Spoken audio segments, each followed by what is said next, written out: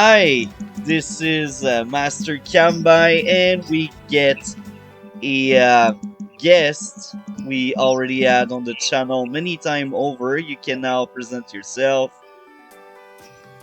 Hey everyone, it's kantbei here. I'm a fairly high-level fog player. Here again to share my thoughts on this fog map. So, perfect. I think the website is still broken, so I don't know if you remember how we made it work last time. But basically, we click on next action, and then instead of next action, we do next turn once all the moves are done on one side to make sure the website doesn't crash. Alright, sounds good to me. Perfect, you are now in charge, I think. Do you have mouse control? I do. Perfect, let's do this. So first of all, why did you decide to pick Sasha on this map, I guess? I actually like Sasha a lot, and I didn't know what seal you would pick. I was a bit afraid of another grit because I already fought your grit, and I knew you had a good grit, so I was like, maybe it will be grit.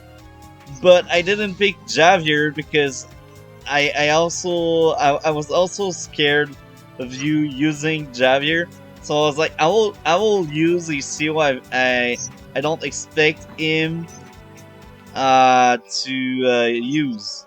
So I basically picked Sasha because I'm like, I don't think he will use Sasha, so I will use Sasha. Alright, so well from my end, like I was thinking Grid's probably not actually playable here. It's a double airport map, which makes him pretty bad, and like the map's just too open, I think. I don't think Grid can be played at like if your opponent knows what he's doing.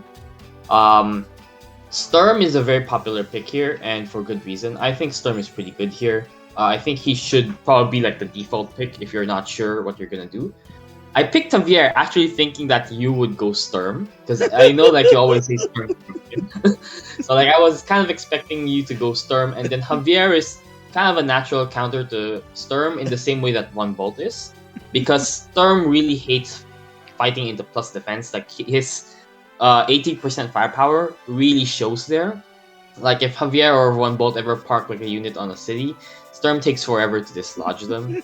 The other thing is like in the Javier versus Sturm matchup, Sturm's real game plan is just basically like try to deny his tower, which obviously you can't do here because the tower is like blocked, right? It's an island. So Yeah. there's obviously no way to deny the tower.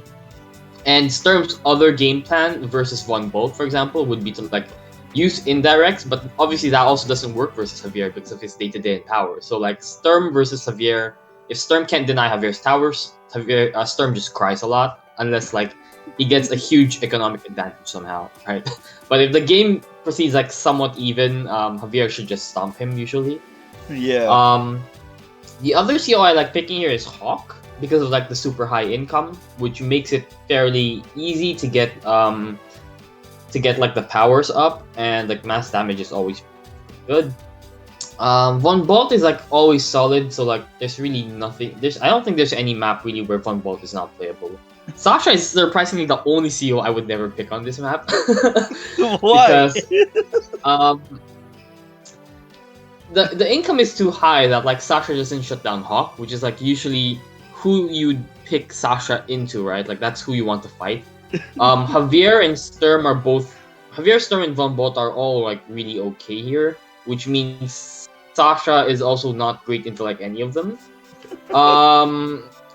The double airport is nice though, I will say. Like that's one thing that she has going for her because the income is so high. She can realistically spam double copters every turn here, along with like a tank, and still be fine. Um, but in general, like I don't think she has enough going for her here, and she's always like, in my opinion, fairly hard to pull off in fog at high level T1 because it's hard for her to close out the game versus anyone. Even versus Hawk, it's not trivial for her to win. I So think I've generally shifted away from picking Sasha. I think Sasha is the weakest tier 1. No, actually, I think I'd rather pick Sasha over Hawk. But here again, Hawk on longer game will always win because global damage break the game. But I think Sasha and Hawk are like the weakest among tier 1. Now Grit is probably the most even to Sasha, so I think like they are like the bottom 3, and then there's like Javier and Bumble like on top of that tier, I think. But that's the way I see it, and Storm is just broken. I haven't chose Storm because I expected like you choosing one of the seals with defense, and I didn't know which one, and I was like, maybe we'll actually go Og, so I was really afraid of your pick. That's why I didn't pick Sturm, because I felt like you know how to counter Sturm, first of all, and second, maybe you were ready to have your counter Sturm. And Sturm, I think in this map is you will have a very early economy advantage over the other seals because he can break the river and just have a chain that is not natural for other seals. But outside of that, I think he's not that really impressive in this map because there are boats protecting the HQ. And the way I see it, because most of my games in this map end up in a HQ race. So usually we both race the other player, but maybe it's because I'm not I ranked, so I don't know how high level player play this map when they fight each other. But on my realm of players, we actually do an HQ race, and the first one that can blow up the other player boat actually wins. That's the way it goes in my realm. So I really don't know how it goes on your realm. How it goes? How do you perceive like this map? I actually don't think like an HQ race ever happens at high level, or at least I've never seen it work. The reason is because like the HQ can actually like be fairly easily artillery locked from like pretty far back, which is hard to break, right? It's not trivial. The other thing is like trying to go after the HQ is fighting into like 3 base 2 airport, which is like a really big reinforce advantage. So it's very easy to like just overextend into like trying to do the HQ. And like if you look at the HQ, right, everything surrounding it is shoals, right? So walling for you is really hard. Like even if you're Von Bolt or Javier, you're probably just not gonna be able to wall correctly unless like you already have a winning position anyway. Right? So like the HQ is exposed, but it's not something you play for unless you've already won the game. And I just prefer winning on income rather than winning on HQ because it's less risky to me. Also because like my tactics honestly aren't that great. Like my walling isn't that great, so usually these kinds of things fail for me. That's why I see it not as an HQ race. Or rather, how I think of this map is it's a damage race. What the damage race means is you're trying to inflict as much damage as possible on your opponent's lander side, while at the same time trying to minimize the damage on your side. And whoever wins that race, like whoever eats the enemy lander side faster than they lose their side, goes into the mid game with a pretty big income advantage.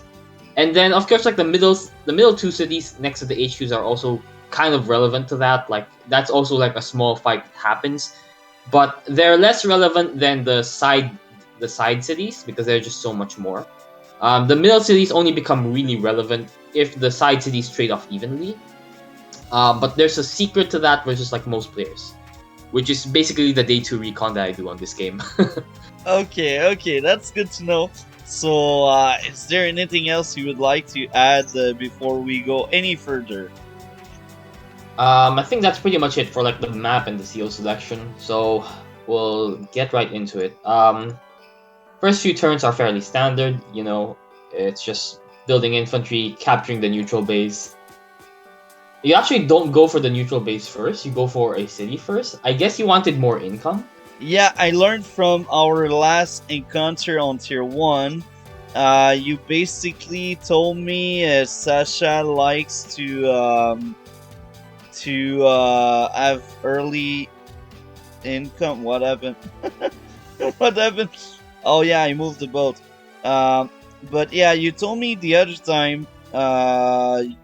Early income with Sasha makes her better instead of rushing the base if the base is not that far. Like it's always better for Sasha to just have that early economy going. That's what you told me last time we played. So I kept your advice in mind each time I picked Sasha since our encounter. I captured the building before the base because more money and because she is just faster, I guess, if you do such maneuver. Okay, I mean, I'm gonna have to correct that. So it's true that Sasha does get more of like doing these kind of base skip opens than any other CO because she gets more money. I wouldn't necessarily say that you should always do that all the time. So the way in this map, I think it's actually fine. But the way you calculate that is you have to make sure like the neutral base that you're foregoing a capture um, is not in charge of a lot of cities itself. And in this map, I don't think like the neutral base does a whole lot of captures by itself. Usually, like it's the two starting bases which have to do a lot of the capturing, which is why this is fine. But if this neutral base had like a lot of cities that it had to capture, like for example on Hidden Edge or Splintered, then it's usually better to go for the base immediately because delaying that base delays all your cities that it's supposed to capture by a turn. Right? So that's more than a 1k income disadvantage. You have to count every city that you miss out a turn on, and like that's the combined income that you lost from skipping the base. Okay, I see. And now I understand more, and I think next time I will play Sasha and Splinter Edge, I will follow what you said. Because I think I don't recall doing Sasha tier with Sasha recently, but next time I will keep that in mind. Thank you very much for the correction. All right, so here the one factor of the map that really becomes important here is that there are two HQs, meaning you start off with 4k income, and not 3k, right? Most maps is 3k, and this is basically what allows me to do a day 2 recon without any base skip. You can do this as any CO, right? Yeah. And because like there's 4k income at the start, all the vehicle timings are actually thrown off. So like if you're just using the usual day 3 recon, day 5 tank kind of like map, you're gonna get caught off guard by all the vehicle timings. Everything arrives so much faster. So I really like day 2 recon on this map because like I said earlier, the map is essentially a corner race, right? Like you have to win, you have to do damage to the enemy corner faster than they can do to yours, and capture more of their cities before they capture yours. So a day 2 recon, basically if their opponent does a mirror, will beat a day 3 recon, it will beat no recon, it will beat basically anything except like a tank first opening from the lander side, which is very fast. And there's actually a way to answer this, so this is why this opening isn't broken. There is a way to perfectly tell from like your vision whether I went day 2 recon or not, or at least like you can tell pretty consistently if it's a day 2 recon or not. The way you can answer this, right, is you look at my airport and you look at the timing of my airport. If my airport capture is delayed, super delayed, and you don't see an artillery on the base here at the top that hits your B boat, right? Yeah. Then you can fairly confidently say I went day 2 recon or day 3 recon, right? If you see an artillery first, then you can confidently say that I didn't go recon, and then you don't have to tank up.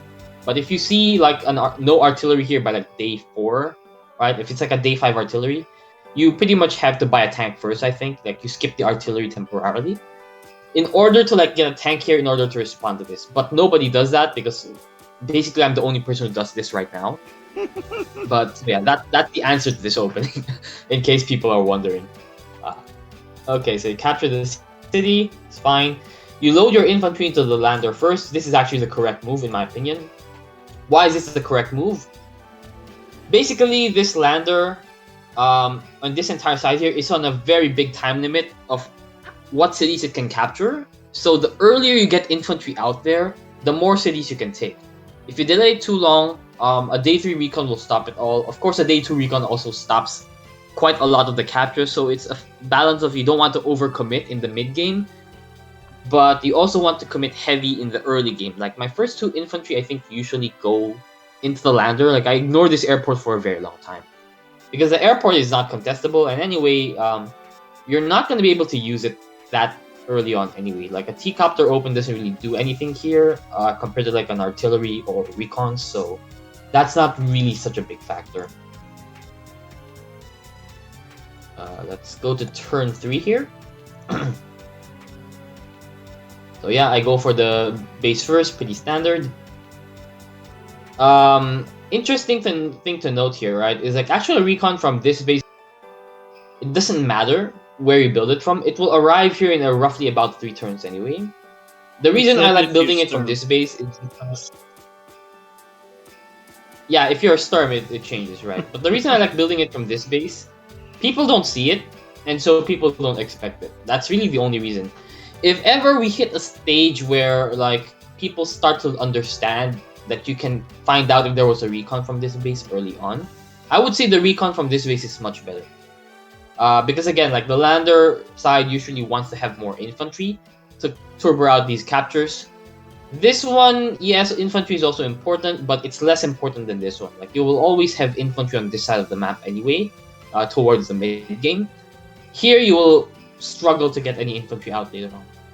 So if you know, like this is another layer of like opening mind games. If you know that your opponent knows what the recon opening is and knows the answer to it, then it's better to force out the recon from this side rather than this side. But if they don't know, then it's better to do the recon here if they don't know the answer. Or like if they don't know how to like get the information they need to answer it. Alright, we'll look at your turn. Capturing the base, fairly normal. I think like this infantry would have been better off to this playing tile. The reason for that is just it preserves your strategic options, whether you want to load 2 infantry to the lander next turn, or if you want to go for the capture. Both are available on this tile rather than this tile. You can also do this from here, actually, from this shoals. But in the grand scheme of things, it's not like, you know, losing or anything. It's just like in case you do some potential miscalculation and you want to readjust, then it's always nice to have extra choices. But here, like if you're committed to getting the airport, then it doesn't matter. Like, this doesn't change anything. Okay, you actually go for the city instead of the port. I guess that's fine. Yeah, I think like city versus port is both are okay. It really depends on like what your next few captures will look like. I think I generally go for the port first, but yeah, I don't think there's like a huge mistake here that we can really talk about. So my thought process on going for the building first is the fact that I knew the second infantry would be the last one I ferry on the other side of the map, because later on I would keep ferrying units there, but in the immediate turns, like right now, I only need 2 infantry in the upper part. So if I cap the port, it will slow me down. And for example, I would be forced into using the shoal here instead of the port if I want the city, because the port would be captured. So by leaving the port open this way, I can just drop my infantry there instead of like there. Alright, that's fine. But the thing I'd point out is like if you go for the port first and drop the infantry on the forest with this shoal, then you can just take the city anyway, right? Like the infantry can reach it. So in that like variation of captures, it doesn't really change anything that much. The infantry can also go for this, of course, if you wanna use a port in for that, and then this infantry can go for this later on. Like something like this port infantry will go here. So what you did isn't wrong. I'm just saying like the other option is not any worse. So they're both like equally viable. The one thing I will note, right, like you have to constantly moving your recon back and forth, I think. Just to like get information on my builds, especially like day 4 is a pretty critical build on this map, like to see if I went artillery or not. So yeah, you constantly want to be eyeing my build from this base, as well as my capture timing on this airport. Once you know like my capture timing on this airport, you don't really need to look at it that much. This base is more important. Yeah. And yeah, I do the exact same thing. So like I move my infantry here to position option. I move my recon forward. And then I get an artillery. Oh, I can get an artillery day 4 here anyway. This is weird. Maybe it should be like day 3 artillery then. I'm not too sure about that. But yeah.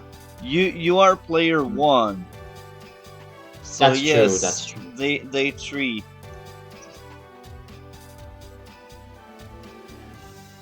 All right. We do some captures. Fairly normal stuff for you, I think. You get an infantry. You unload again, like you said you would. Okay, this is very weird for you. You get a second artillery. I'm actually not too sure why you would do that because you're fighting Javier. So Javier is a natural counter to artillery anyway. Getting one or two is fine, I think, but like generally speaking, if you don't have to get artillery versus Javier, you normally won't. So like you only really need the artillery right to clear this speedboat, maybe to clear this recon, but it's Yeah. somewhat better for the artillery you use to clear this to come from this base because it will arrive faster, or like it will arrive at the same turn. Like this won't get here any faster anyway, so you can just delay the artillery here, maybe get another infantry to increase your captures, or like a tank or a recon to harass this side, and then you get the artillery next turn from this base, and it will arrive at the same time to kill this recon, and it will be the same thing. The other thing you can consider instead of artillery to clear the recon is copter, but your airport is also pretty late, so I can understand why you went artillery. But yeah, those are just like kind of like different variations you can do in this kind of like idea of how to clear the recon. If I'm playing as Andy here, I almost always go for copter to clear this. The thing is, like, if you're Andy, it's fine if your copter takes some chip damage because you're gonna heal it up anyway. And probably like losing 1 HP of copter health is not gonna change anything, right? Like it will still die to an AA. It will still survive versus another copter, so it doesn't change anything there. And like it's just extra chip damage on your copter when it doesn't matter. It's nice because it boosts up your charge, right? It makes your superpower arrive much faster. And another reason why I bought a second artillery is, as I said, in my realm of player, usually this map end up in HQ race each time we play this map. I didn't know it was bad in this map until you told me in higher level player they don't do that, but in lower level player it's always HQ race. Like 90% of my wins are HQ race wins, and 90% of my defeats are HQ race. So, so in my mind, it's I need a lot of artillery to blow up your boat, like 3 artillery ish. So 2 artillery, 1 for the recon, 1 for the black boat. And I know it's taking forever to kill Javier unit with Enderex. So it's only because it's this map, but after you told me it's a bad idea to just HQ race, well, I will know for next time. Yeah, I think like if you want to clear off the black boat on the HQ, versus Javier, I think I would just go bomb. To be honest, like 2 artillery and a bomber will do the job pretty easily. I think even like bomber, copter, artillery will do the job. So like you can get away with like 1 artillery here. Um, but yeah, like there are just better options, and like the income here is super. So like a bomber is not crazy. I've gone like day 10 bomber, day 12 bomber here. Uh, that was of course to answer like a heavy tank, like a fast heavy tank. But I'm just saying like the income makes those kinds of plays possible. So I wouldn't always reach for artillery if you want to do like this kind of HQ pressure kind of style. It's not necessary, right? So like you can just keep your mind open on like what builds are possible, because this map is basically like high fun, to be honest. Getting neo tanks, getting mega tanks is not crazy here. I've never gotten a mega tank yet, but I've that it is super viable because of like the lantern. You just turbo out a mega tank to like this forest or this forest, and then it's super scary because it can from reach like this, right? With a +1 boost, it can reach this. I think it can also reach this. So like it's very viable. From here, it basically makes any HQ rush impossible because the mega tank will one shot any unit right on this area. By clearing this tile or this, if it clears a tile next to the HQ, it makes an interrupt very easy. If it clears this tile, it makes a 2-hit KO on this tile possible, and then you can interrupt the HQ. So, like a mega tank here stops HQ rush in my opinion. Okay, and I will ask a question a bit off topic, but this question, man, if Advanced Warrior is still on the chat, he will laugh. But he always base skip. What's the best way to punish people who always base skip for like bombers and stuff like that? What's the best way to punish someone that just casually like to base skip just to have like EA tank or medium tank faster? What's the best way to punish them? So the best answer to that is basically number one. You have to. By that I mean, if you have an answer or like a way to stop that expensive unit from doing damage, then you've already punished them, right? Because like they have a neo tank, but you have 3 more infantry. Eventually, like your 3 more infantry are worth way more than that neo tank, because unit count advantage, right? Like if that neo tank gets stuck around like infantry because he doesn't have any infantry to kill yours, right? Then what is the neo tank doing? It's killing a 1k unit every turn, and that's all it can do, right? And then like if you have artillery behind that, or copters behind that, or your own neo tank behind that, right? Then it gets punished super hard, because like if it dies, it's just game over. So that's really the punish to it, right? Like you just have to survive, and then if you survive long enough, you will the build will naturally punish itself. So like these kinds of like base skip styles where you rush out tanks or like rush out a heavy vehicle very fast and you skip builds for it, is a tempo thing, right? So it works if you can get damage done, but if you can't get any damage done, then you've basically thrown away units for free, and your opponent didn't have to do anything; they just had to live. So that's the punish to it. And I've got another question, like almost the same but not the same.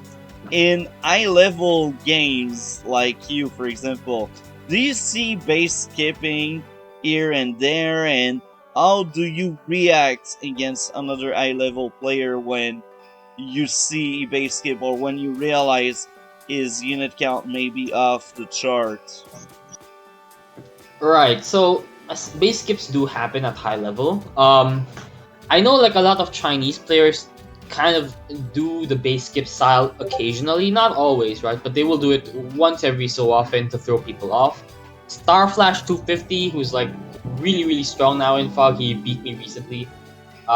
Beat me a couple of times actually. So like I think he's gonna be top 10 pretty soon.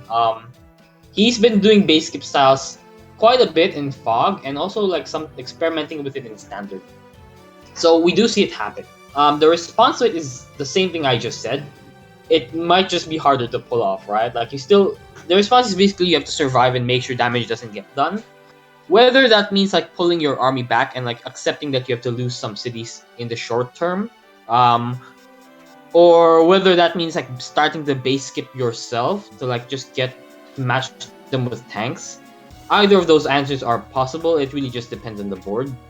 The one thing you don't want to do is like start a really bad engagement where they have more vehicles than you, because that's like the one scenario where their base skipping actually works really well. If you start a trade and if you know like they did base skips, like they have a neo tank out or they have 2 more tanks than they should, and you start a trade, you're probably gonna lose in the it's just generally not possible to fight into that kind of style. That's very good to know. Thank you very much. So now we can keep going. It's very interesting. So even sometime in high level, guys do that. I'm actually surprised. I was like, in my mind, each time I've seen Advanced Warrior doing it, I was like, if he tries that in high level, he will get crushed. But apparently, it's sometimes working even in high level. Well, yeah. So the key difference, right, is like at high levels they know how to play very aggressively in a safe manner, right? Like they know how much they can get away with without overextending. At like if a lower level player tried that versus a high level player, chances are they'd overextend and then die, right?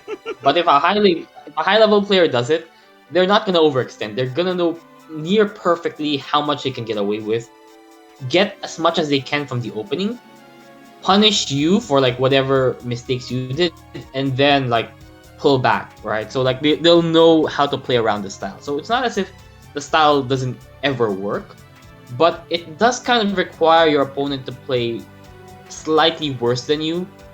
But then again, like if you're base skipping, there's a very good chance you catch them off guard anyway, so they might just give those mistakes up to you anyway. But versus like a really solid player, I'd be too scared to do it, to be honest. But yeah, like it does work, right? Yeah. Because you're playing against people, not against like Alpha Star Flash 250. So it's not as if you're playing an open AI, right? They're gonna make mistakes. Okay, so turn 5 for you. You capture the airport, do a bunch of captures, move your artillery back, and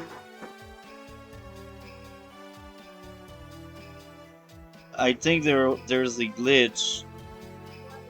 L'internet, calice!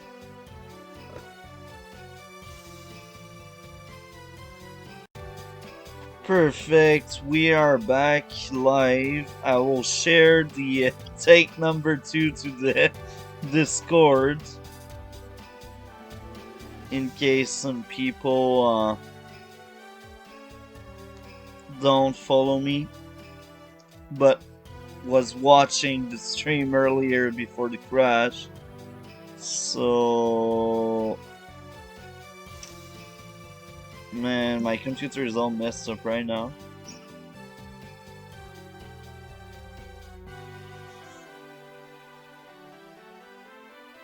you might also want to post in the general channel because I was posting it there, and some people were talking about it there. Oh, that's good. You might also want to post in the general channel because I was. Okay.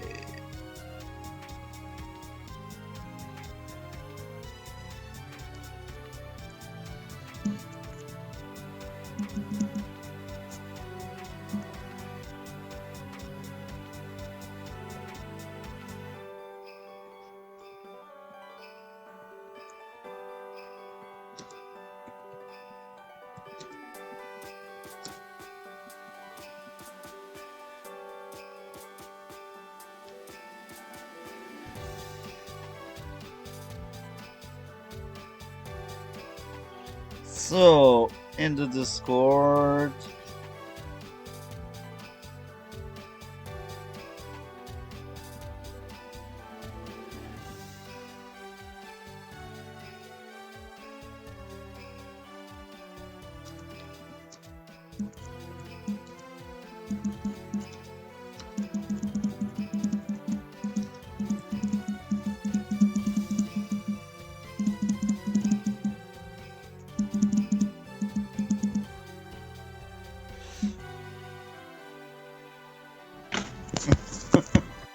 Perfect. I will also share it in the Discord here.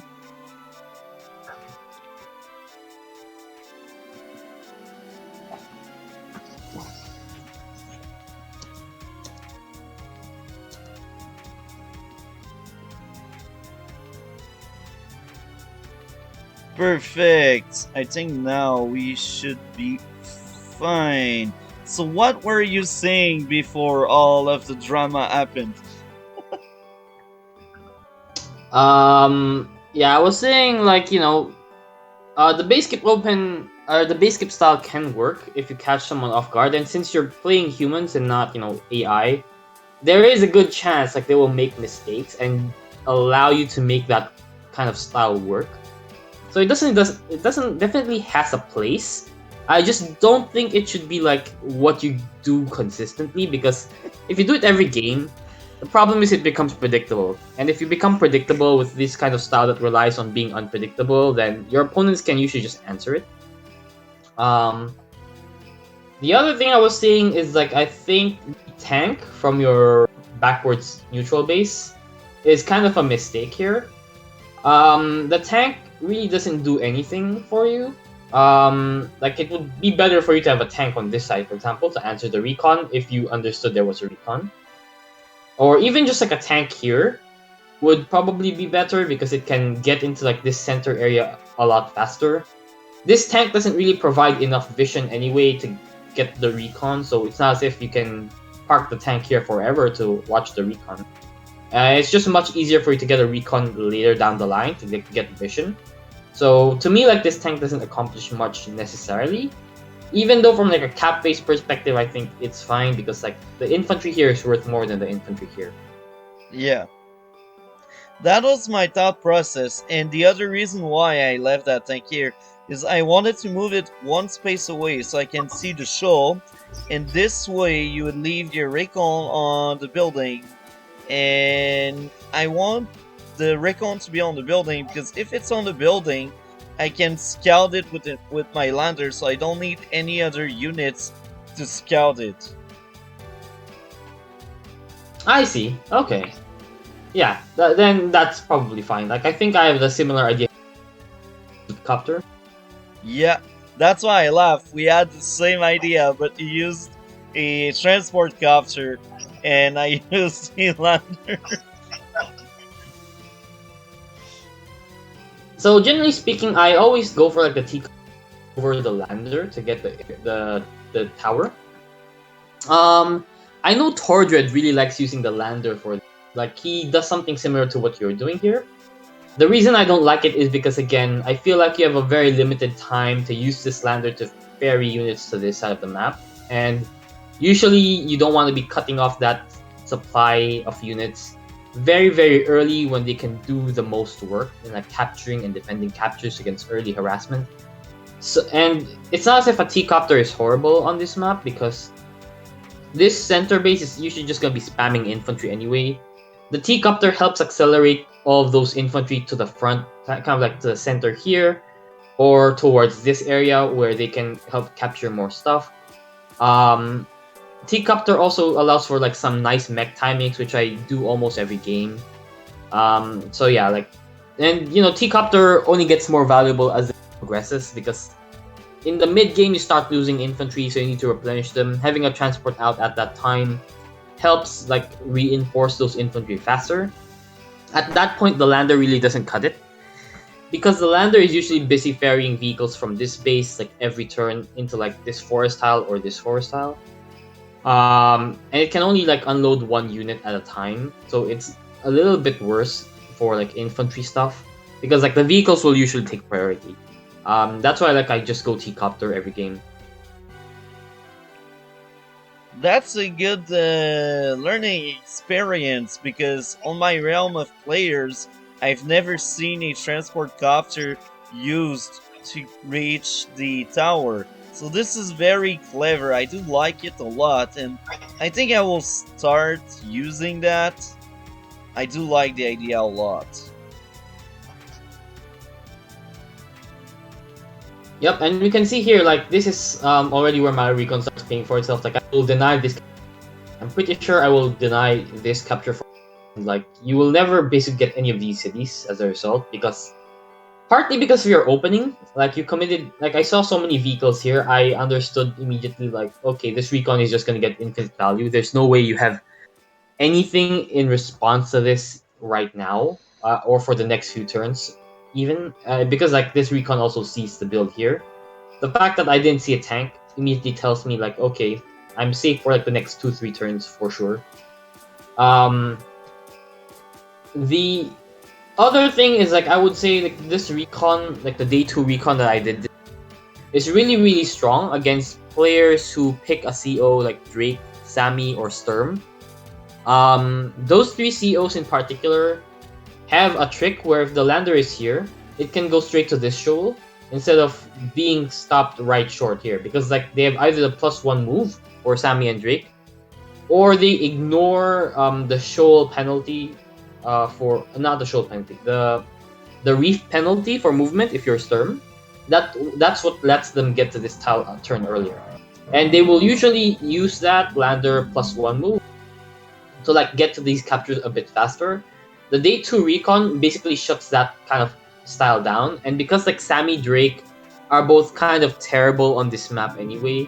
Like I think air is too important for Drake. Sammy just loses I think to Kindle or Andy, and like infantry don't have such a good time here by themselves. So I think for those reasons they both lose to Andy, and I think Kindle is probably even with Drake, but you'd prefer Kindle versus Andy than Drake. So yeah, I always just go day 2 recon versus OCOs, and it always works out somehow. Okay, turn 6 for you. So you move your artillery down, and I think like this move is like really the most questionable one. So like the tank doesn't have to be here anymore. It should just be moving out as fast as possible.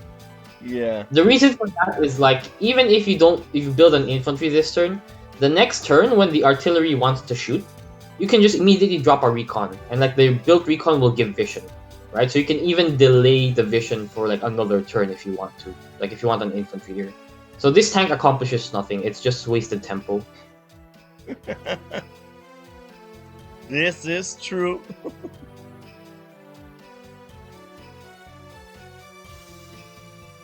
Okay, interesting. You drop an infantry backwards. I guess this is maybe fine, but I think this infantry really should have like walked this way instead, because from here it's not really gonna do anything. This infantry here can load into the lander. So like, and then the lander will provide vision, right? So it's not as if you can, again, that's another reason why the tank shouldn't be here. It doesn't do anything. Yeah, I think this lander shouldn't have dropped the infantry here. The infantry should just walk. If it's here, it will get to like these properties faster. From here, I don't think it gets anywhere faster except if you're going straight down, which is also fine. But like, I would prefer the infantry here because it goes straight down towards more center. And anyway, like these cities will be captured by this space here, or like will be pressured by this space here, assuming you can get them and like force me out of the area.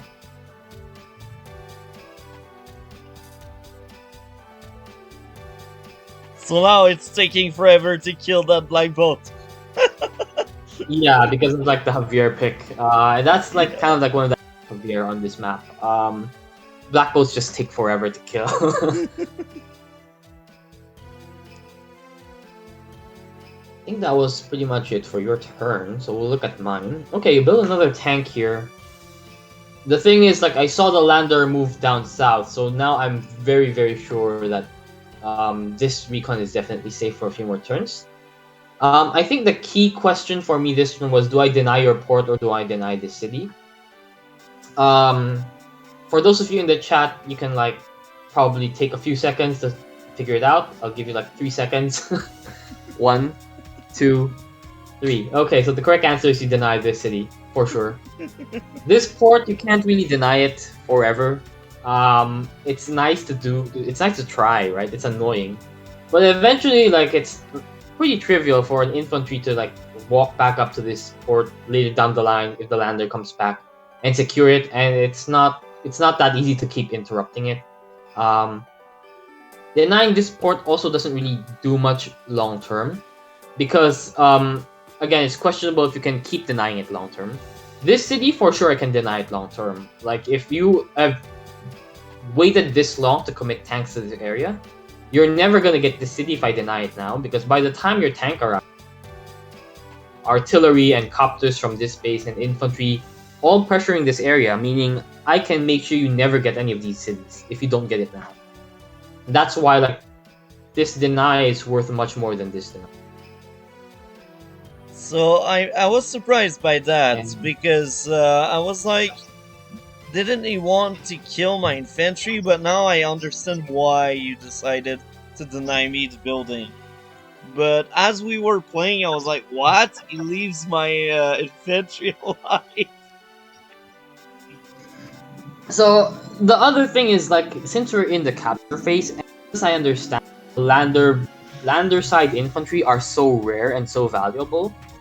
It is much better for me if you have 2 5 HP infantry than if you have 1 10 HP infantry. 2 5 HP infantry on your lander side will take 4 turns to capture, right? If it heals up to 7 HP, then you go down full 1k essentially for a few turns.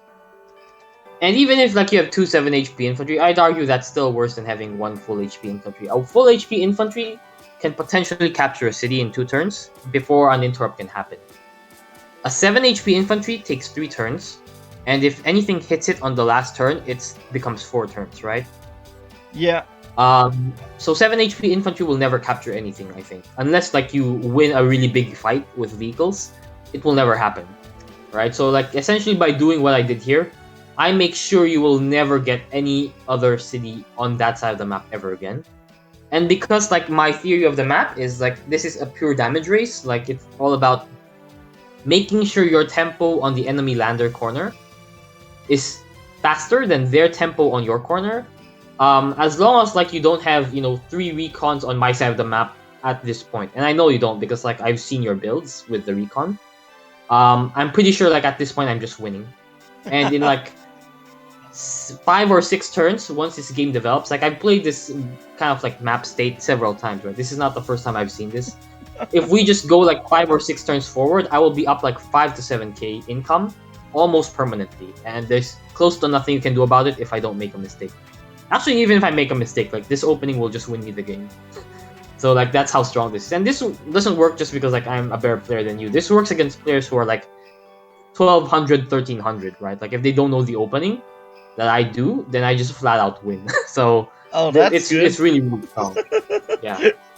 So it's just it's not just me being worse than you. It's also your strat being good. Okay, now I feel better about myself right now. So this is another really common thing I do. Like I will get the tank here pretty early on, and because like one of the cities that you can actually secure here, but people kind of rarely go for, is like this corner city is hard to contest. Yeah, And that's because, like usually you have to waste the tempo unloading a unit here, and then maybe like going here to unload, which a lot of people don't do, but I like doing it. I think the tank helps secure this capture because like the tank can reach this area. So if you have a recon trying to like snipe the infantry, the tank can punish it, so it's kind of safe. These 2 infantry will usually be going for these 3 cities at some point. Again, the tank will help answer any fast recon here. So like I think a day 3 or day 4 recon will get answered by this tank. A day 2 recon will obviously still lose. We'll still be able to get damage in before this tank comes out, which is why like the tank needs to come before the artillery if you think it's a day 2 recon.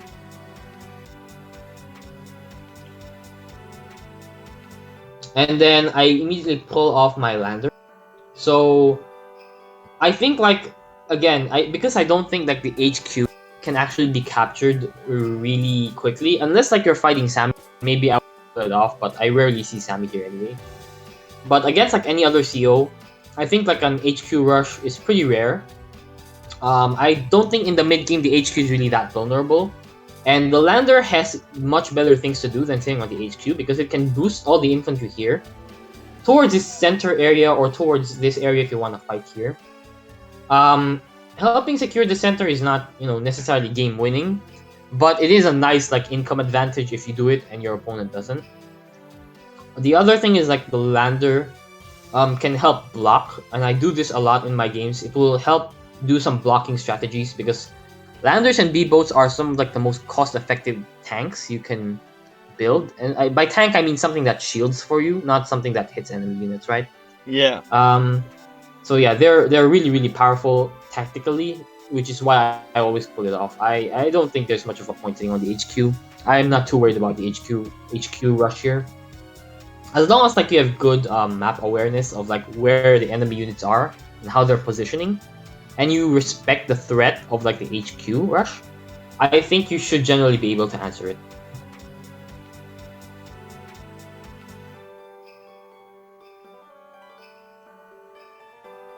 Okay, so here you start trying to kill my recon, and it's gonna take you 3 hits because I'm Javier, which is also another like really nice thing. That's the other thing why I prefer T-Copter, because I think like the lander staying here for at least 2 turns is kind of bad. If you could kill this in 2 turns, it's fine, right? Because once it unloads the infantry, because unloading and loading are free actions, it can leave the turn after unloading, right? If it's parked on this tile already. That would be fine, but against Javier, since it takes 3 turns, I think it's just too much tempo lost. So I would just go T-Copter as you here. And now I laugh. You know why? You got the extra defense, and your black bolt died. My black bolt is still alive. Yeah, that's down to like I think your artillery is a turn faster than mine. I think. I So also yeah, think I rolled and you low rolled. Yeah, that's because also on our possible. first shot we dealt the same damage. Yeah, a little unfortunate, but it happens. I don't think it changes all that much, to be honest. Okay, turn 8. So yeah, I moved my tank to the forest, just helping secure more space for myself. This infantry is already eyeing to capture this one. This city is really nice because it can only really be dislodged by, I guess, artillery. But artillery, you don't really want artillery here just to dislodge an infantry. You can use a copter, but again, you don't want to use a copter. It's so passive. So, like, your only hope is your opponent sits on this, and maybe you can kill it with like 2 tanks really fast or like 2 recons, and then your infantry goes for it. Otherwise, you're like spending 2 infantry to like dislodge a city infantry. Like, yes, you're still gonna get it, but it's so much tempo loss. Like, sometimes it ends up not being worth it. So, taking the city is, I think, very important for like these kind of side fights.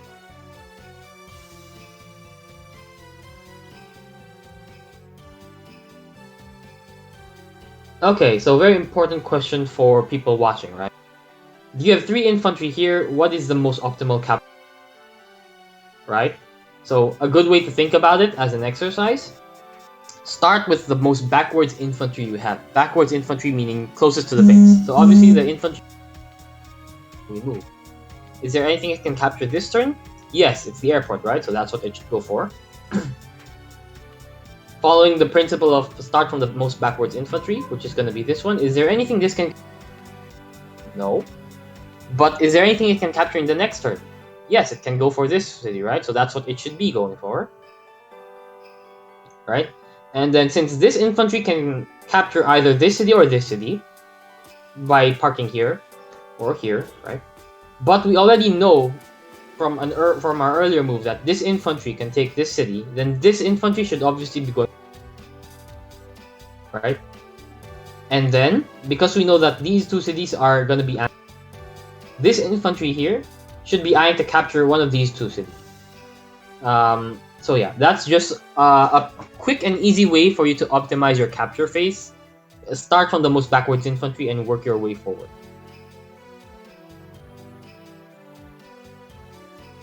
We're kind of doing the same thing here with like the artillery. I finally get out my T-copter, and then this infantry is immediately ready to load into the T-copter.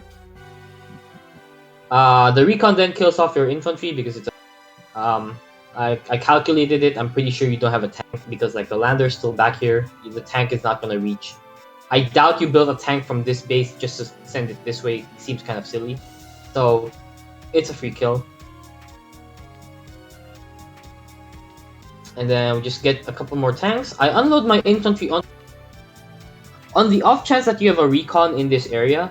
I don't really want to give up a hit on my city. On the HQ, it's a little safer because of the +1 star defense. Also, like, it will heal up a bit earlier. At this point, I'm not too worried even if you take me down by like 1k in effect. I want that healthy infantry because the infantry on this side of the map are much more important than the infantry on this side of the map for me. And it's vice versa for you. Like, the infantry you have here are very important. The infantry you have here, not, because like you have so much more. Okay, turn 8 for you. You build an AA, which is pretty early, but I think this is actually fine. This is one of the few maps where I think anti-air really fast is actually good. On this map, by like turn 10, turn 11, when you have 18k income, I spam copters here, honestly, almost every game. Like, I will like, every turn. And I will have like 8 to 10 copters in a game, usually, fighting at the same time, right? Wow. Because I think, like, if you win the air war here, you pretty much win the game. Copters are really, really strong. You generally, your opponent will never have AA to answer all the copters. And if they don't build enough copters to match your copters, then you will end up just killing all their copters in AA, right? And then they will have no answers to air for a few turns, and you will win the mid-fight, then you will win the game.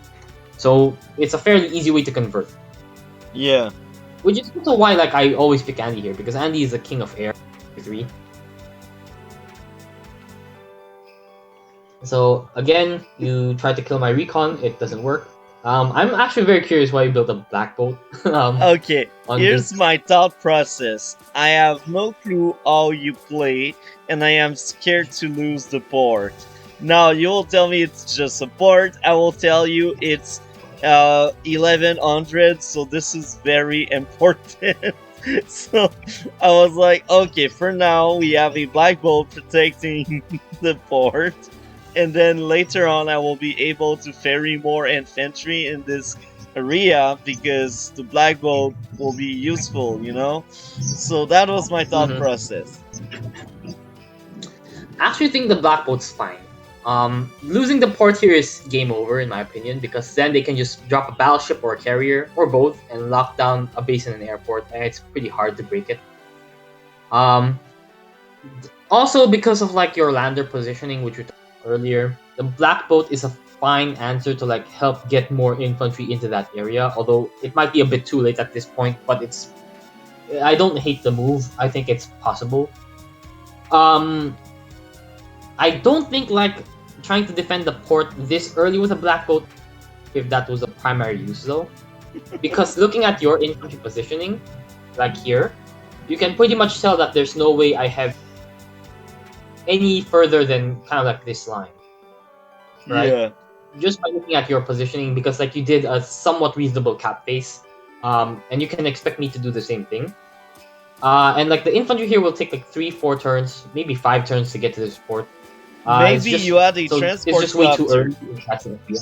Maybe you had a transport copter, or maybe you had an APC. I really had no idea of your opening.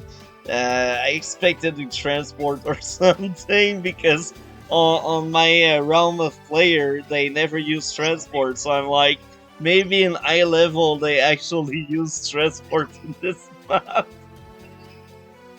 All right, I mean that's fair, but then this is where your starting recon comes in, right? Because like you've seen all my builds from far, and because like you know the exact timing space die, like the airport gets captured based on like when it dies, right? The lander, and because like you can maintain vision on this airport, if you piece all that information together, you can say 100% confidence.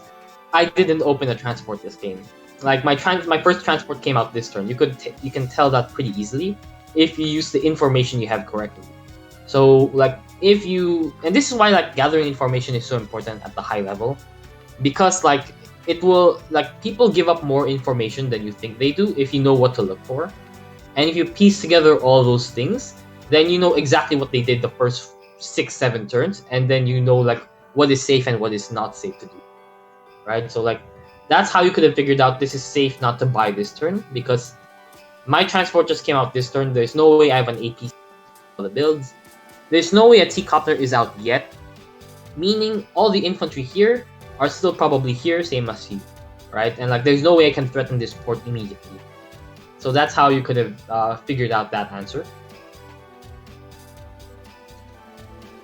Okay, finally moving the tank out, reasonable. You get a recon.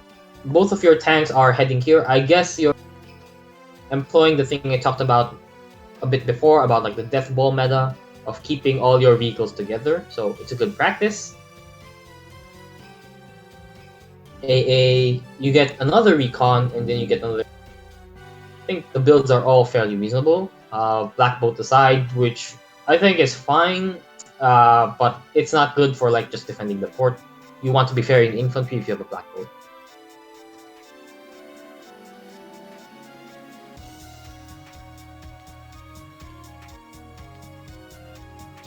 For me, I'm just doing like a normal cap. At this point of the game, I'm fairly sure I know the stuff that you've captured here, which is just 2 cities. So if I get these 2 captures off, I'm in a very, very good spot. I will have like a near permanent income advantage at that point. Okay, this is actually an important thing, right? So what I want to do is I want the T-copter either in this space or in this space, whatever space the recon is not on. This is a minor optimization problem. The T-copter will give me vision of where the recon is, yes, but I don't want the T-copter getting trapped, right? The reason for that is if a T-Copter is standing on this tile or this tile, and it doesn't get trapped, then I can unload the infantry the moment the recon. The recon will die in 2 shots, right? No matter where it is, because you're not Javier. And then on the second turn, because it will shoot 1 turn this turn, it will shoot again the next turn, meaning the T-Copter can then unload the infantry for free, because unloading is a free action, and then the T-Copter can move out. Because I have no way of knowing where your recon is, like it could be on any of these 2 tiles. That is the reason I build the tank. If the tank sees the recon here, then the T-Copter can sit here. If the tank doesn't see a recon, then the T-Copter can sit on this tile, and then I do the same thing in reverse. So that's one way you can think of it to like make sure you're maximizing your tempo in a game. Then, yep, we do the exact same thing. We start doing some more captures, artillery and tanks.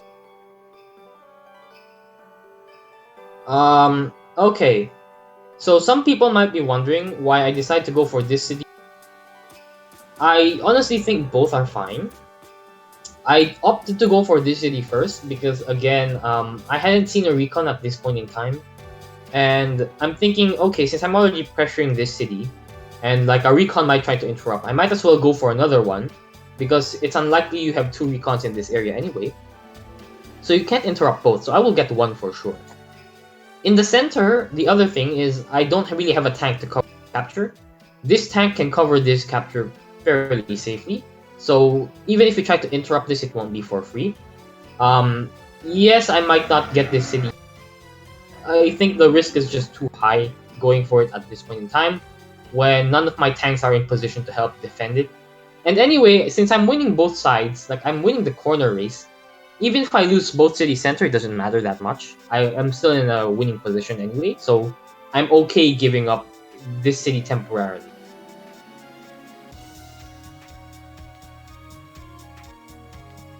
And then, yep, the lander just moves back, so like it will ferry 2 more forward really fast, and just give me more infantry fighting at the front. Finally, recon pulls back. At this point, like I'm pretty sure you have a tank in the area. I know it's safe here because your infantry is here, so there's no way you can get vision on the tank, on the recon by parking next to it, as well as hitting it. Unless you have 2 tanks, which I was really skeptical of. I don't think it's really possible, which I was correct. So this recon is pretty safe, even though it is within like 6 moves of the tank. Okay. So for your turn, do some captures, reasonable. You get this city because I didn't go for it last. In exchange, I get this city and this city because you don't have a recon in time. You finally kill my recon, and unload the infantry. Similar idea to like what I'm going to. Okay, and you start loading infantry into the black boat. I think that's pretty good. You are moving artillery and some more tanks on this area. Just like start challenging these captures. It's a little late at this point, but you do have the right strategic idea. It's just slower than what it should be because, again, like you didn't get the fast recon to start putting pressure fast. And then you build another artillery, which you explained earlier is for the black boat on the HQ. So I understand that, even though I don't agree. Correct.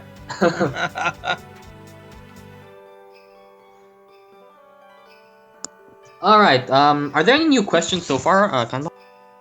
I look at the chat. One of the guys says, "I don't know. I'm confused. I feel is too high level for me." Okay, I see. Well, you know, if there's anything like that's confusing, feel free to ask, and I will try to like explain more the thought process around that. And obviously, I don't expect people to like get some of these concepts immediately, but the hope is like you have to practice these things, right? And like by practicing the ideas slowly, you will start to understand why high level players do what they do. And hopefully, right, like that will help you become a high level player yourself. No one starts off like understanding all these concepts unless they're like an advanced wars by web genius. And to be fair, we do have a couple of those on the site, but they're rarer than they are. They're rarer than not, right? Yeah. I've been playing forever Okay, and I'm so still we bad. basically.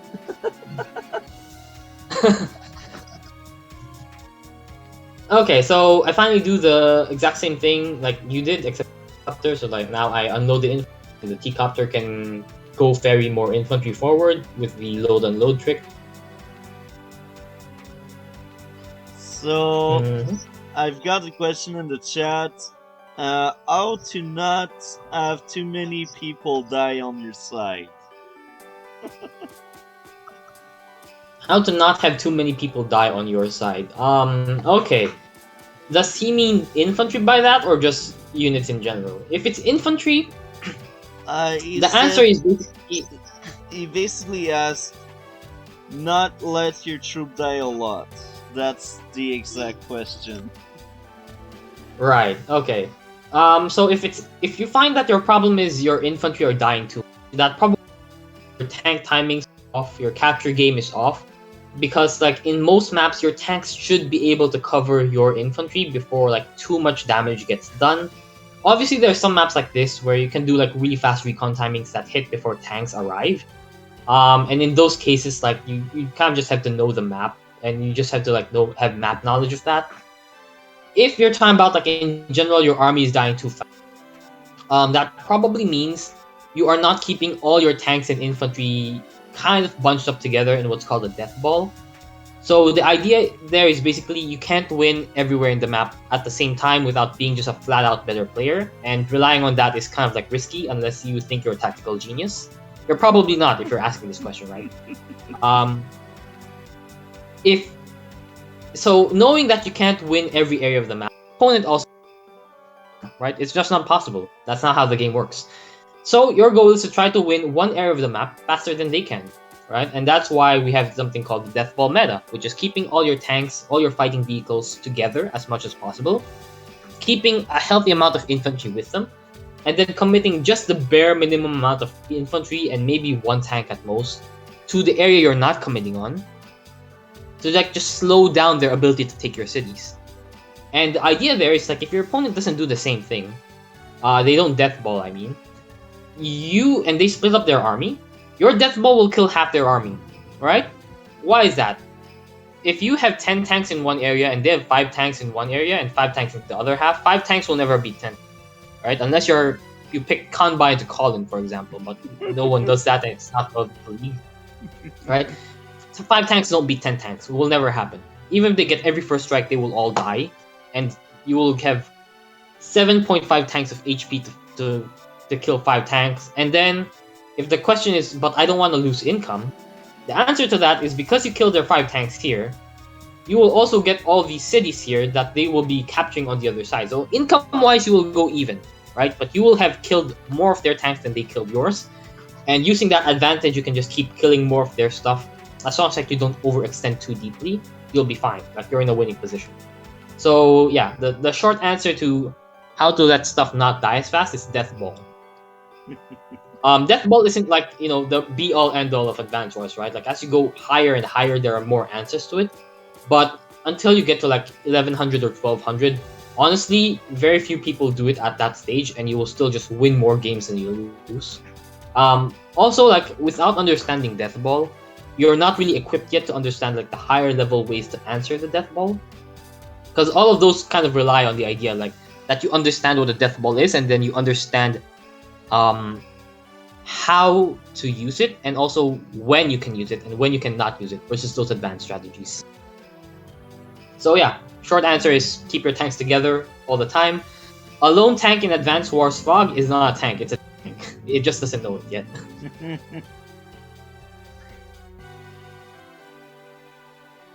Alright, we ferry more infantry. I finally see that you're going for this here. Knowing that, I pull back my tank anyway, like I finished my captures here already, so like if you haven't interrupted, I don't care if you die anyway. Like if the recon gets a hit in, that's fine. I'm just gonna pull away my infantry anyway and play scared, because I understand I'm gonna win this side here. I'm trying to delay you here, right? So like we're applying what I just talked about to like the earlier question.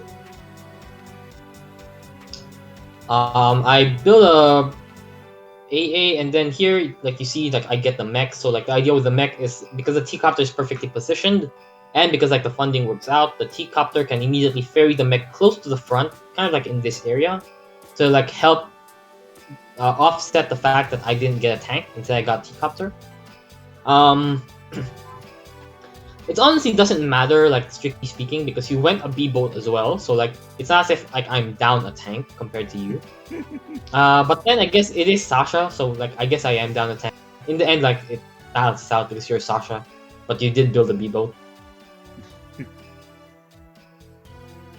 Okay, so you finish some captures. You get the city in the center, which is you start doing some harassment, and you have your artillery in place already. I think it's fairly dubious to use the AA to kill the infantry here. Actually, let's rewind a bit. I think I was So yeah, it's overly much. aggressive. Yeah, I think like it's better for you to have the recon from here and the AA from here. Because the AA is more important than the recon. Yeah. Why is it more important? First of all, you already have two more star for vision, right?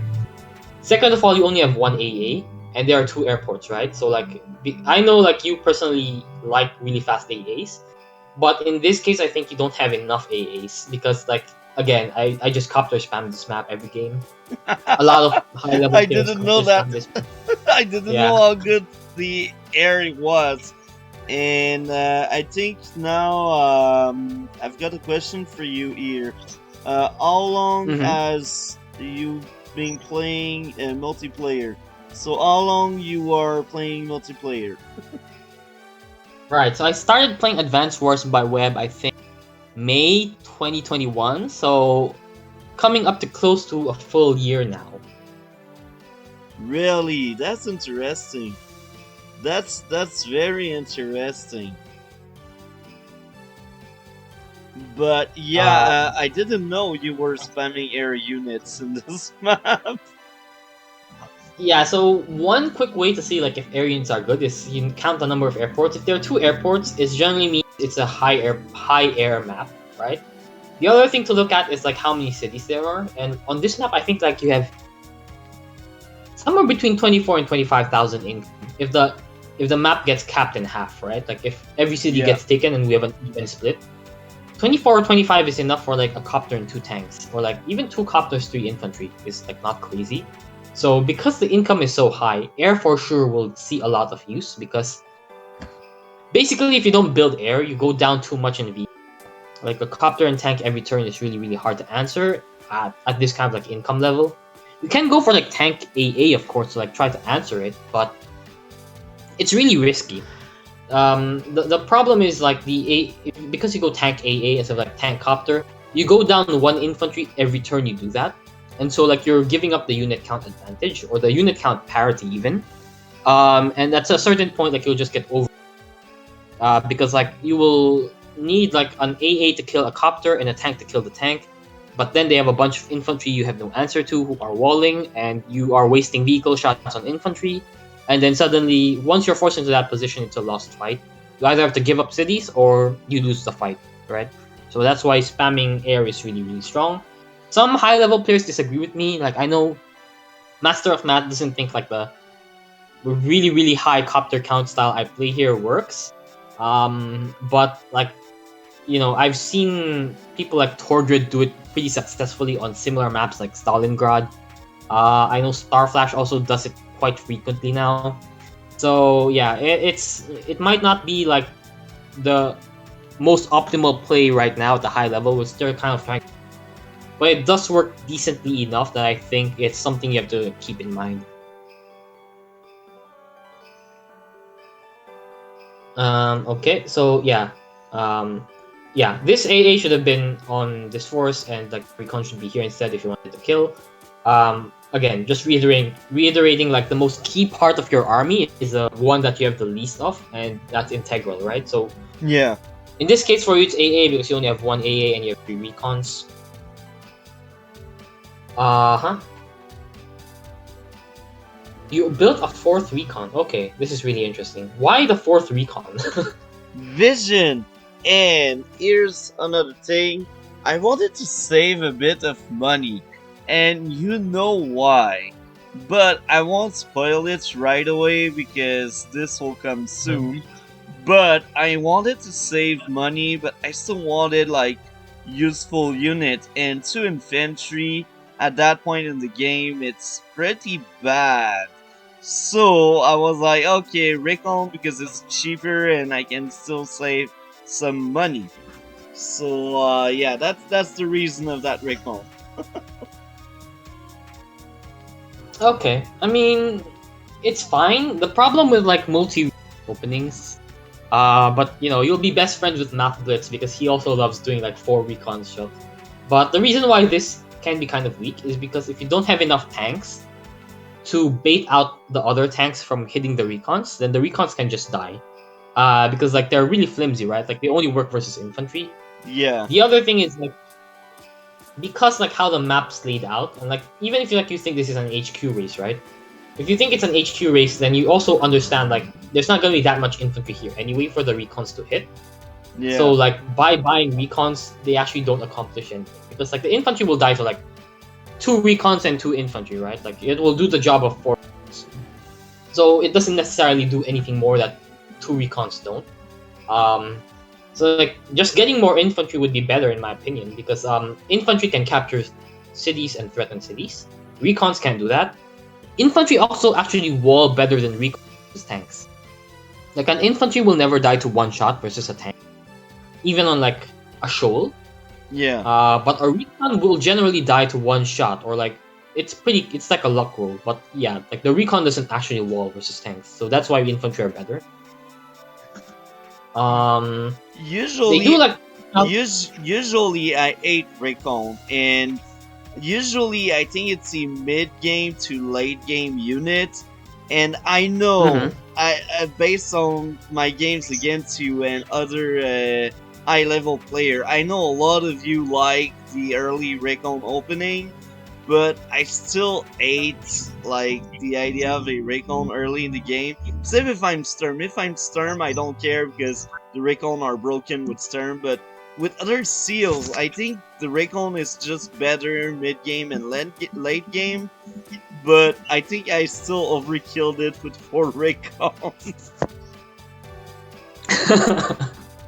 Yeah, I definitely agree. Like I think there's just too many recons here, and again, like because you have the triple artillery, the artillery and recon is actually like a really nice combo, but it's not something that I'd recommend versus.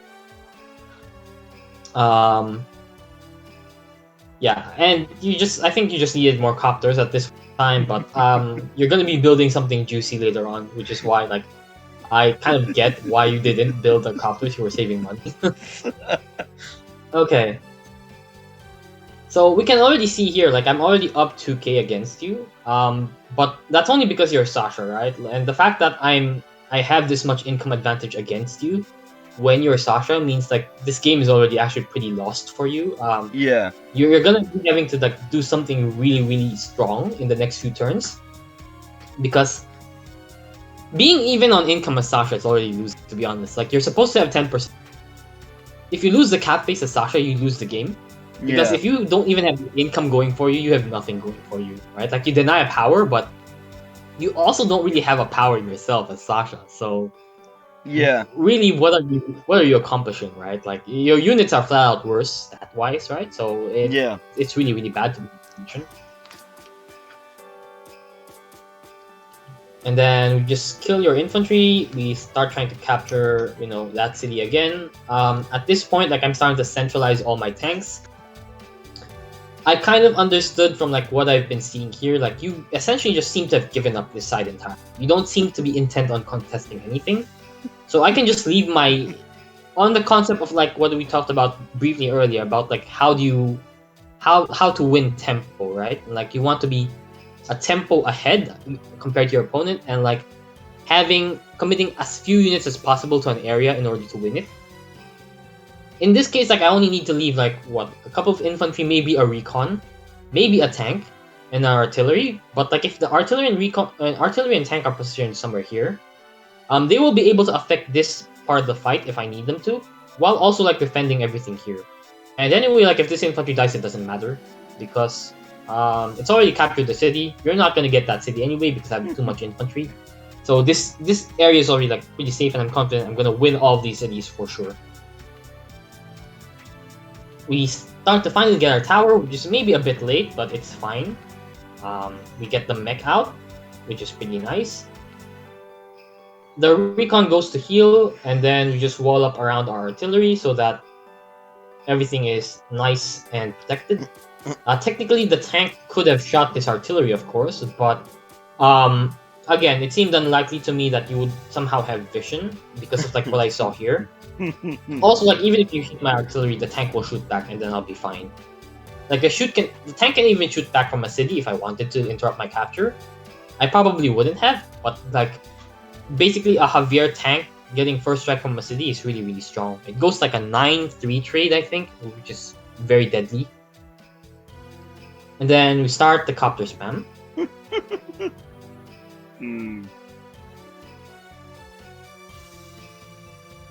Here I leave my infantry. I was afraid to have a tank. You actually didn't have a tank, but I was afraid you'd have a tank and you would get a first strike on my tank from the HQ, which would be very bad, obviously. So Yeah. I left the infantry there. On your turn, you start trying to do some attacks here. You use a tank and actually, could you have done that slightly better? Let's see. The Recon didn't have much movement. Okay. Yeah, you couldn't attack from this plane, which is unfortunate. So like it would have been better if you, but since you can't, then this is like the best you can do. This is why I think Recon aren't that impressive when you're not Sturm. Now, I know how important they are, but they are not the best unit ever. I'd rather get a tank over a Recon, and if I get a Recon, it's because I want to save money. Yeah, I'm Just generally unit. like if you're not sure like what the recon does, the tank is just always, and like you can't go wrong with the tank. You can go wrong with the recon easily. Here we start to see what all that money was being saved for. You get a battleship. It's a funny build, but I don't think it's really useful.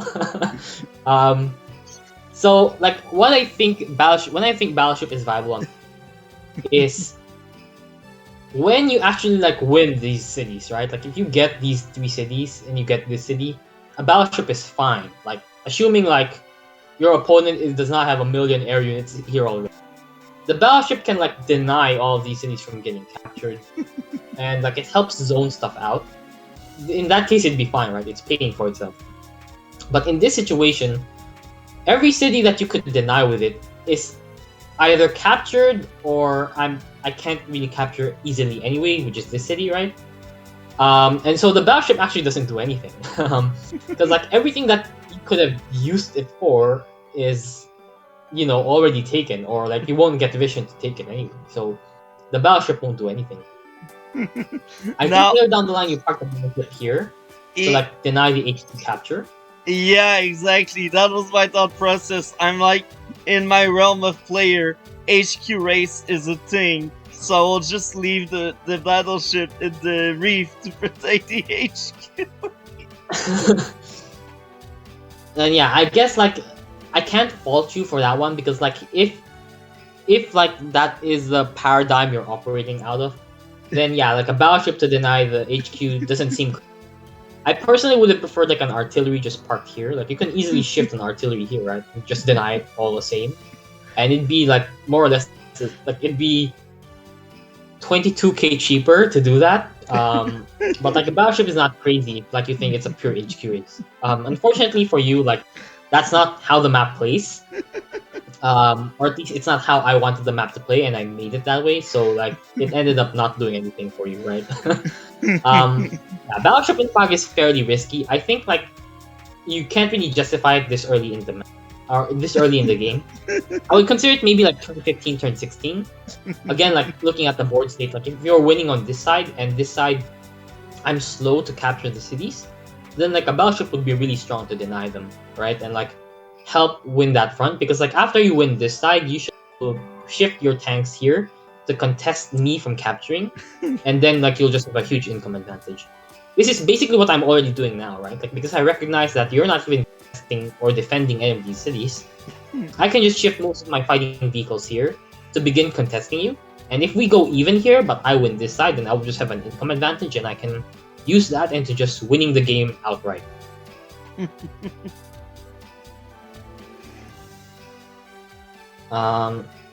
Okay, because you built a battleship, you're also poor, so you can't build that much. You just build some infantry and a tank, which is fine because really there's nothing better you can do. And then the moment I saw the battleship in this round, I was like, okay, I think I just won the game. Because like I was thinking, like all the things that I just said earlier, right? Like, well, this battleship isn't gonna do anything because I already captured most of the cities I want to take anyway. I might not be able to get this one, but that's whatever. This city I'm already gonna get for sure. So like, what is the battleship gonna deny? The answer to the battleship is basically the answer to like any indirect, right? You just go to the area where it's not, because the battleship can never go here. So you've essentially spent 4 tanks in an area so that it can shoot once, and then it can't ever leave that area, right? So that's kind of like the investment that you put into this. So I know that I just have 4 tanks more than you somewhere. I just have to like find that pressure point, and that's probably going to be this area, right? Because you don't have that many vehicles here. We just finish off the tank. We just do, you know, a couple of like hits. Just start eating all the infantry. I get an immediate bomber because I was thinking like, maybe I want to pressure the battleship somehow. Maybe you build a heavy tank behind all of this, right? Because I see like you have a bunch of fronts. Like maybe it's a heavy tank play. Like you're doing some kind of like fast tech up, and I don't really. I'm fine with like a heavy tank fight, but I just want something that can answer it really fast. I don't think like a heavy tank from my end answers it quickly enough. So the bomber is just like more versatile. It can threaten the battleship. It can threaten a heavy tank. So you see, this was the experiment I wanted to do. I wanted to see how it would go, and of course it goes wrong because battleships are bad. Yeah, yeah, pretty much. And then here, like we actually start seeing like the mech already starts getting, because like it was hidden in the forest. It managed to get a recon kill, which was kind of an overextension by you, but that's kind of like what mechs and artillery does. It punishes overextensions. Yeah. Speaking about mechs, I was actually worried that I might be overextending this turn, because like I was thinking like maybe you should have like 3-4 more tanks here somehow, but then I remembered, no, you have the battleship here, so there's no way I have less tanks, right? So I think like this is probably fine. Speaking about mechs, I've heard a lot that debate, and I know where I am located at. I know my state on it. I know my stand on it, I should say. I hate mechs. Mechs are trash. What are your thoughts about mechs? I see you using one. But in general, mechs, is it a good unit to have, or it's a trash unit to have? Coming from a top 10 player, I would like to know. Generally, mechs are trash in Fog.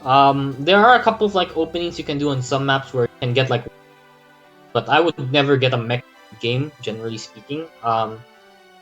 There is a really high level player right now called Spoot who is like having a lot of success with mechs, even as a non-Sami.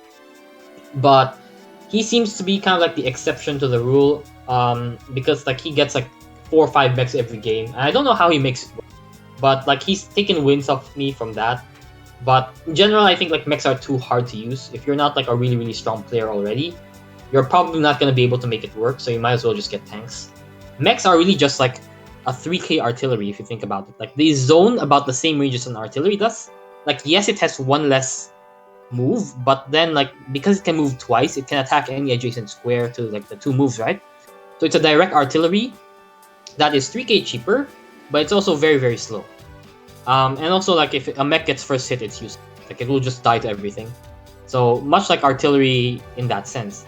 So yeah, for the same reason that you don't spam artillery in Fog, you don't spam mechs really because they just die too easily to everything. They're just too slow in the kind of like positional fighting. You're kind of hoping that your opponent fights into the mech. And if your opponent never does that, then you have no army, right? Like everything you have is useless. I asked that mainly because I had that same debate with DPSI last week or 2 weeks ago, I forgot.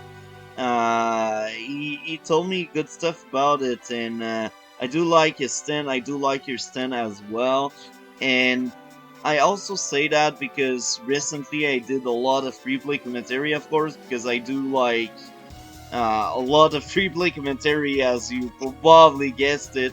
Even if I'm on my own, I still work on them, and I've seen a lot of games on my realm of player where players just use mechs and they lose because they don't have tanks. Like the mechs replace the tanks, and the mechs, yes, they pay themselves back, but they take forever to pay themselves back. So I have the time to actually take the lead as they are paying their mechs back. And this is why I still believe like mechs are really trash, and they are more like a defensive unit when you are like sweating and you're like, no, I will get destroyed, and then you pop the mech just to defend like one location. I don't even think like mechs are really that good as a defense. Because the thing is, like mechs are like artillery, right? They also need a unit count advantage to really be useful. Because like if the mech gets first hit, it's useless, right? It's not going to defend anything. So if you're getting overrun somewhere, a heavy tank is usually a better answer because like a heavy tank has really good defense. If they don't have an artillery in place enough to answer it, tanks aren't really going to be able to answer it very well unless like they get 4 first hits on good terrain, and even then it's like not a super effective trade anyway. So yeah, I think like DPSI might be coming from a perspective of like mechs in standard. Mechs in standard I think are slightly more viable than in Fog because of like how the maps are designed. Like Fog maps are very open. Fog maps favor vehicle movements a lot to prevent stalling. In standard, this is less the case.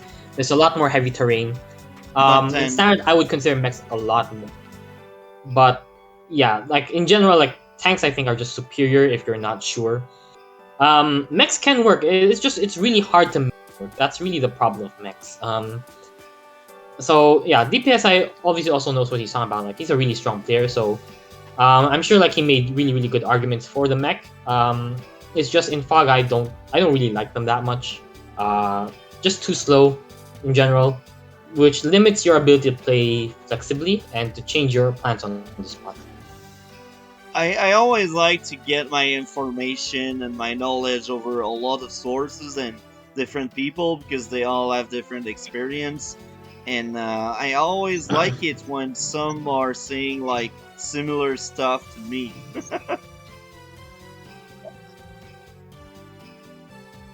All right, so I think like this is the turn. Like I was already sure I was gonna win this game, but this turn I was like, okay, this game is probably over. The big collapse. Because like, yeah, I was just starting to collapse you everywhere. I had already won this area for sure. I know you have a battleship, which can't really push me out that well. Here, like your attack is basically accomplished nothing. Like you didn't eat as many cities as you needed to. And in the center, like we're having a small fight here, but I was like, Kantbei needs bases built like I don't know, 3 recons at this point, 4 recons, and also has that battleship. He also had that B-boat. I see an artillery now. I know there are at least 2 artillery, and I was actually shocked by some artillery into Javier. Like to me, I was like, I'm not too sure this is a good idea. The other thing is like, I know I'd injured your 1 AA. I didn't see another AA yet, and I didn't think you were disciplined enough to like, keep an AA back. So I was like, okay, so my copter and my bomber are probably free for the next turn or so. So this can cover like a lot of attacks pretty safely. And like this copter can also cover attacks really safely. So I think this should just be like, I can just take every hit I see and I'll be fine. And that's essentially like what I start going for. So like I just start going for every hit I see. I just start chipping away at all your tanks. And then luckily enough, I also get like my power. So pop it, and like your 3 artillery now become useless for a turn. Which like to me, like the moment I saw my power, I was like, okay, this like there's no way you have enough of anything to answer this, and gonna have to give up the set. Which means like you will never get an income parity again. So like I will just win if I stall. Yeah. And you can actually just win if I just like throw every unit at you and like just try to run over your. It's also possible. It's slightly more risky, but like I can also go for like the HQ capture here. But again, you have a battleship. I was already like aware at this point. With a battleship, maybe I can't really take this HQ, but I can take this one. So there's like some kind of weird dynamic.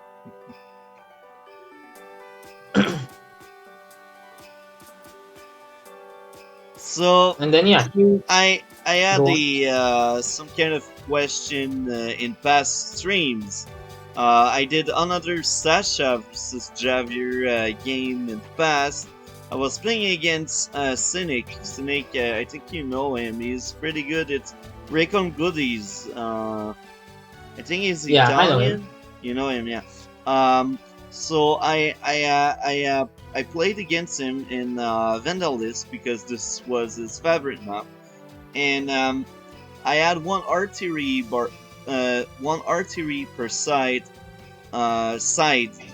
despite being Sasha versus Javier, and someone in my chat was asking me why 2 artillery against Javier, and then I answered 2 artillery against Javier should be a decent number because artillery are still very good despite being weaker against Javier. Would you agree to say even if you are against Javier, you should not be afraid to have indirect, or you disagree and strongly believe Javier should be the only seal where you just don't build any indirect against him? I think 1 to 2 artillery are fine against Javier. I wouldn't commit like as heavily as you did here with like 3 artillery and like about like I wouldn't go that far. But like 2 artillery I think is a healthy number against Javier. Especially since Javier really likes heavy tanks like Neos and MDs. They're a good kind of way to like prevent Javier from just getting free hits off or like being forced to get your own heavy tank if you don't want to get into that game early on. So yeah, I think like 2 artillery is fine versus Javier generally. You will have to like be cognizant of the fact, right? Like if he gets his power and he can pop it and turn, those indirects become useless. So you have to take that into account when you're planning tactics. It requires a bit more forethought, and like you can't just play as mindlessly like without any planning. But you know, 2 indirects I think is perfectly fine versus Javier. But I think my plan on vandalism in general, this is something but the answer versus Javier might just be you make a day 2 recon, you base skip, and then you send the day 2 recon towards his tower. And I think like that might be the answer against him. Because like the day 3 recon doesn't work if he sends up first infantry to the tower. But the day 2 recon gets there in time. And then if Javier doesn't have tower, he's dead. So that might be the answer. I haven't actually tried it yet because few people play Javier, and usually I'm the one picking. But it's something like I've been kind of thinking about, like maybe that's the answer to him. In that case, Hawk or Sasha might be fine on Vandalism. VB also will see play in that case since Javier isn't as dominant anymore. But yeah, I really like Vandalism actually. I think it's one of the better maps in the pool right now after like they made the tier changes. Like tier 2, I've actually realized that Sammy and Grit are both viable on that map if they fight into Olaf. Against Eagle, it's a pretty hard game, but still, you know, they have some ideas. Max is kind of scary because there's so many choke points, but I guess he would also see okay play with the cup. Important. It's just harder for him to convert into a win. But that's true of Max anyway. That's funny because you're speaking about Olaf versus Sammy. I just lost a Olaf versus Sammy at Sammy, and that's funny because Olaf, because it's global damage, he always wins on longer game because global damage always get worse if the game is too long, because the longer the game will be, the more value will be on the field, so the more value you will take away from your opponent with your global damage. So that was funny because I held my own with Sammy, but at some point, like Winter Fury 1, it hurt me a lot. And Winter Fury 2, man, I was crying my life. I cannot wait to do the replay commentary on that, but man, that's brutal. 2 Winter Fury, man, it's brutal. Yeah, against Olaf as Sammy, you can't really. The same reasons you can't stall. Right? Like after 2 Winter Furies, it starts getting harder and harder. Yeah. The thing is, in Vandalism, you can actually like spam mechs and spam artillery, and you're fine, right? And the reason why mechs are so good is because the 2 landers can transport them into the center so fast, and the center has all those mountains, which makes it hard for tanks to first hit them safely, right? So, and also because like you're spamming copters every turn from the middle airport, all of those things make Sammy really, really strong actually, because it's hard to get enough vehicles early on to answer her mechs, plus her infantry, plus maybe a recon, and then her AAs and a copter, all slamming down the middle. Really, really hard to answer. You kind of have to like all in center. I don't think you. But the thing is, like, if you win the center, it doesn't matter if you lose both sides, as long as you don't lose both towers. Because like income-wise, you will end up being even. But having the center means you threaten the center airport, you threaten the HQ. You can easily threaten the one base side and like push that back by having control of the center. Because his copters cannot front switch anymore, but your copters will be able to switch fronts really easily. So like there's a lot of like positional advantage to winning the center over the side on that map that make winning it really, really good. And Sammy is one of the better COs for taking advantage of that. Grit is also another CO which can take advantage of that really, really well. I had a game that ended recently where I was Grit into Olaf and I won like day 15 because I Wow. won the center and they didn't know how to answer it afterwards because I was about to rocket lock their base. I had a missile which locked their airport. I had a bunch of artillery locking all the entrances to the center. And like the landers couldn't even get close because they'd die. So like I had all these different ideas coming into play, like they just gave up. But that's interesting because usually I think Olaf is a very good counter to Grit. Like Olaf, Drake, Hawk, they really hurt Grit based on my experience with that kind of matchup. But I don't know if in fact Grit is really better like in Fog, but I know in Standard Grit is really much better because he doesn't need recon and all he can do is like zone out unit from critical areas. So, but in Fog I feel like Grit is just much weak here. Like with Eagle, I beat most of the Grit players I fought. And the other day I fought that Eagle player as Grit and he rolled on me like really hard. We had some kind of like, we hit the unit cap, 50 unit against 50 unit, and we both stole one base from the other player, so we like shifted the entire map, and when we hit the unit cap of 50 units, we just smashed each other and he just destroyed my lines. Like I had lines of like carriers, missile, artillery, anti-air, infantry. I had so many walls. He did one lightning strike, my entire wall went off, and then like my unit were just exposed, and I just died 2 turns after that. Yeah, Eagle is the one CO you cannot versus as Grit. It's impossible. Lightning Strike will always destroy you. Versus Eagle, I think like you should just resign, honestly. But if you want to play, you need to like find the timing in the mid game where you have more unit count and somehow abuse that to like win and force out a bad Lightning Strike from him. If you just let Eagle sit back and build 50 tanks or whatever, for sure you lose. Like any CO will lose to him if they let it happen. Even Sasha will lose, right? At a certain point, like he can just go from 0 to 100 on his bar and then get 2. And Lightning Strike is one of the most broken powers in the game. So like anyone will lose to him if you let him get to that state.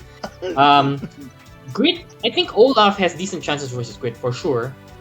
But Olaf is probably like the easiest matchup for Grit, which is not to say like Grit will win most of the times. He will probably lose. It's just that the mass damage is less devastating than Eagle Lightning Strike, who can like outstall you, or Yeah. Max, who will just like pop the COP every turn and tear through your lines like they're butter. So Olaf is like probably the easiest one to fight as Grit. It's also not easy because like Grit is really just hard and fog. Anyway, I think we're on close to the last turn of this game. Yeah.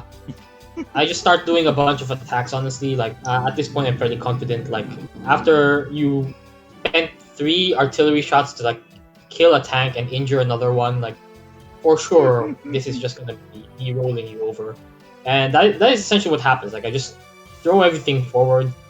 I just take every first hit I see, and I'm fairly certain like there's nothing you can do to me at this point. Uh oh no. The replay I think crashed. It's still Yeah. stuck on my view. So this is what we do, and then we move the turn. Right. Turn 14 for you. Yep. And here, like, yeah, you try to get some hits off, but honestly, like, it's fairly lost. Like, there's really nothing you can do at this position to me. You just don't have enough tanks is the problem, really.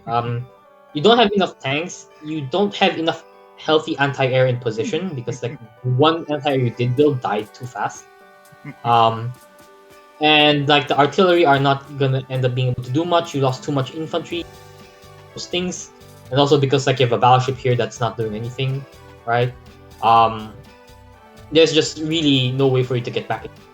Also, this is like the CO picks. It's also you don't have a power that will help you get back in the game anyway. Like if you're Hawk, maybe you cope, like you can attrition me to death, or if you're Sturm, you have the meteor to like throw a meatball at my units and weaken everything. But you're not either of those COs, right? Like Sasha is a win fast or lose fast. Yeah. So because you didn't, you lost fast. Yeah. I think that was pretty much it. Like we can look at the last turn, kill everything else, but there's honestly not that much very interesting to talk about. Like I do a cute little wall here because I know where you're at, and I was calculating like probably can't get division of this infantry and 2 hit, so this battleship is this bomber is safe from your AA. Not that it would really matter so much, but I like keeping my bomb alive. Just kill all your artillery, and then You can already move we get to the to- turn I resign. yeah. So Like, I think I resign right now because I realize the cap here. I'm probably behind you in terms of income, and the moment Sasha falls behind is the moment she lost. So